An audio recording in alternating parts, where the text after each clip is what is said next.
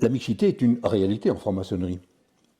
Que répondez-vous à ceux qui pensent qu'elle affaiblit plutôt qu'elle enrichit la démarche maçonnique?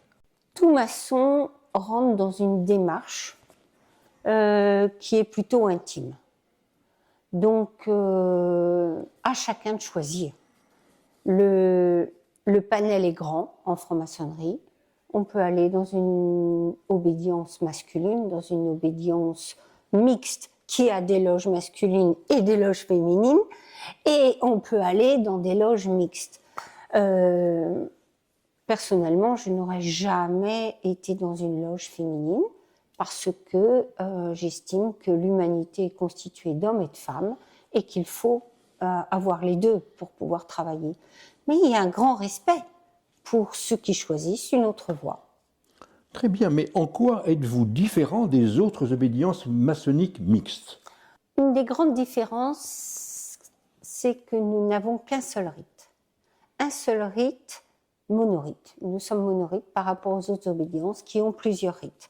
Ce qui fait que tout franc-maçon de Ouattara se sent chez lui dans n'importe quelle loge qu'il va visiter. Ça, c'est un point particulier. Mais je pense que le plus important, c'est l'expression orale.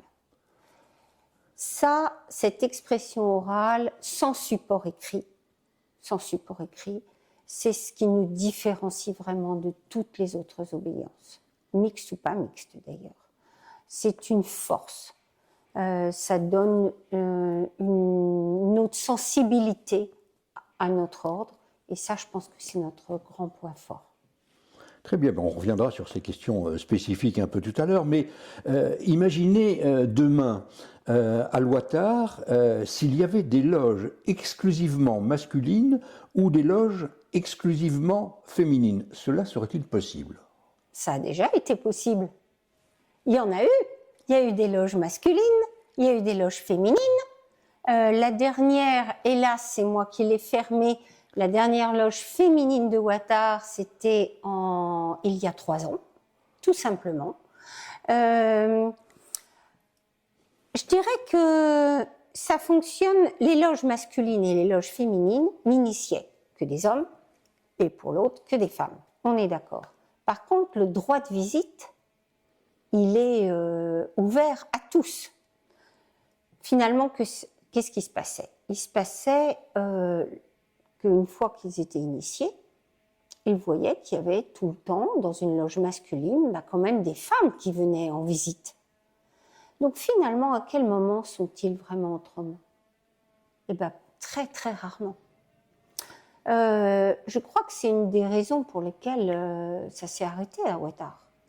Il aurait fallu pour ça que l'on empêche, mais ça c'est en dehors de notre livre coutumier, le droit de visite à un des deux genres.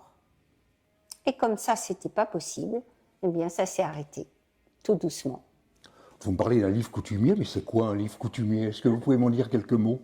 Ah oui, le livre coutumier, c'est celui qui régit les règles que nous avons au sein de notre ordre.